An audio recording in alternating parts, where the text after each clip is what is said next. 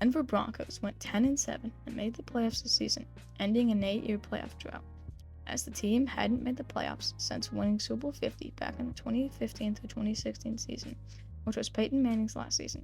So how did this team take so long to go back to the playoffs? Well, this is how and why.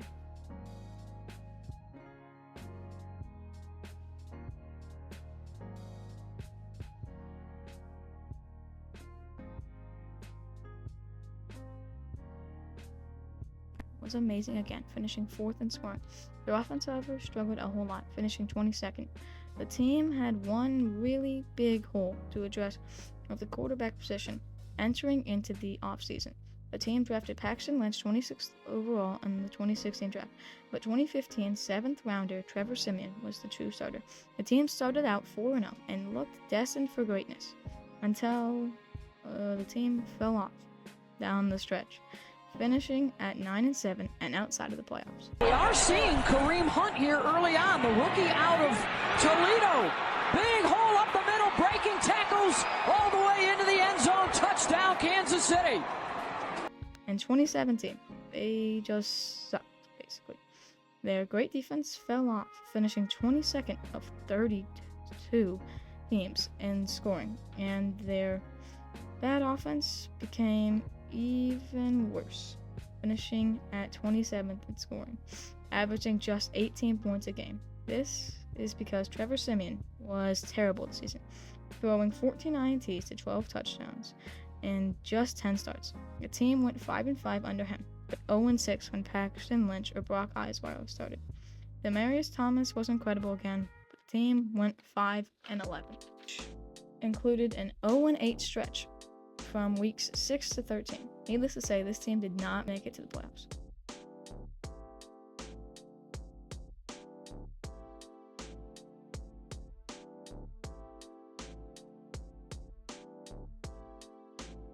In 2018, the Broncos improved by 1 game. Their defense went from 22nd to 13th in scoring, and their offense from 27th to 24th in scoring. Massive improvement, right?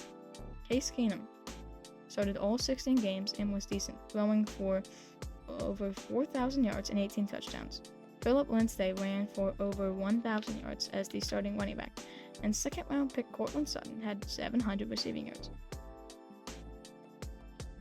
This 6-10 season was sort of improvement.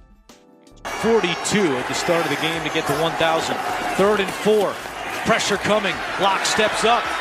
Locke throws and completes it. He's got a first down to Sutton.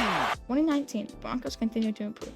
On defense, they went from 13th to 10th in scoring, but the offense fell off again, going from 24th to 28th. Not really a fall off, but still terrible. The team in the draft drafted Noah Fant, tight end, 20th overall, Dalton Risner, a tackle, in the 2nd, and Drew Lock, a quarterback, in the 3rd. Joe Flacco was the main starter, but he went 2-6 in his 8 starts. Drew Lock, the rookie, went 4-1 in his 5 starts, throwing for 7 touchdowns against 3 picks and for 1,020 yards. While Philip Lindsay and Courtland Sutton both having 1,000-yard seasons in rushing for Lindsay and receiving for Sutton, the future looked bright. Unfortunately, the team struggled, starting out 0-4 and finishing 7-9.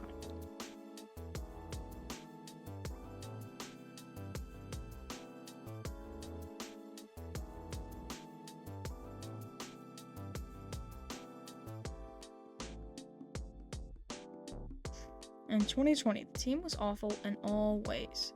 Defense scoring was 25th with 27.9 points per game. Offense scoring was at 28th with 20.7 points per game. Drew Lock was not a rising star, as he won just 4 of his 13 starts, throwing 15 INTs to 16 touchdowns. The team drafted wide receiver Jerry Jeudy at pick 15 in the 2020 NFL Draft. There totally was not 2 superstar wide receivers available at that pick, right? Philip Lindsay lost the starting RB job. Courtland Sutton was injured, but Jerry Jeudy did look quite good in his rookie season. The team finished 5-11, missing the playoffs for the 5th straight year.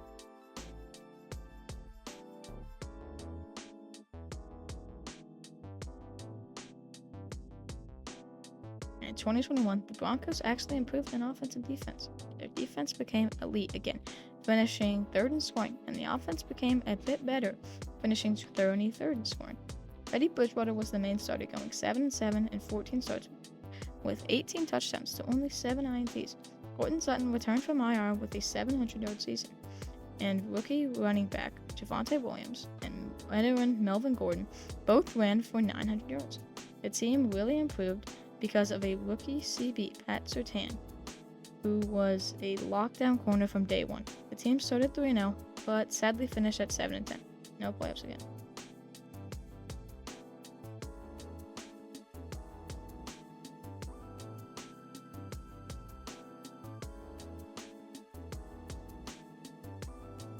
In 2022, all eyes were on the Broncos due to the blockbuster trade sending Russell Wilson from the Seahawks to the Broncos. In the draft, the team drafted Nick Bonito in the second round of the draft. The team seemed destined for greatness. Unfortunately, that's not what happened. The offense under Russell Wilson finished 32nd in scoring, the defense finished 14th in scoring, and the team went 5-12. Broncos country Let's Ride did not ride at all, but at least in the offseason, they got Payton to be their new head coach.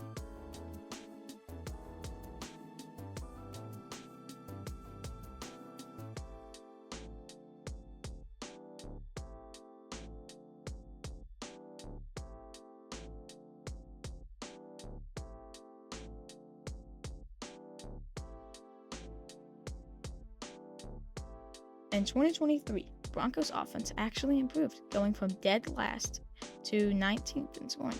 Their defense, however, they let up 70 in week 3, so it's no shock that they finished 27th in scoring. The team drafted Marvin Mims in the second round of the 2023 draft. Russell Wilson actually improved, though, going for 26 touchdowns and going 7-8 in 15 starts. Courtland Sutton was incredible again, and the team had a chance to make the playoffs up until week 16 when they were eliminated. The team finished at 8-9. 6 in third downs, but here's a 3rd and 1. Nix deep, he's got his receiver, touchdown! Sutton, they beat McDuffie! In 2024, Russell Wilson was cut by the Broncos, which allowed them to draft Bo Nix 12th overall. The Broncos offense was actually good under Nix, finishing 10th in scoring, and Pat Surtain led the Broncos to 3rd in scoring, along with him picking up the Defensive Player of the Year award.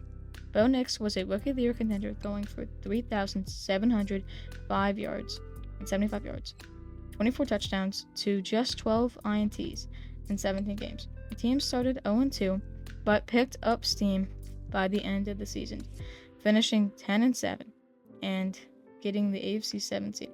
Sadly, the Broncos got blown out in the playoffs, but they broke the drought, and the future is bright in Denver. Broncos broke the playoff drought by drafting good players and hiring an actual good head coach in Sean Payton. Bo Nix is the Broncos guy, and the Broncos will continue to improve.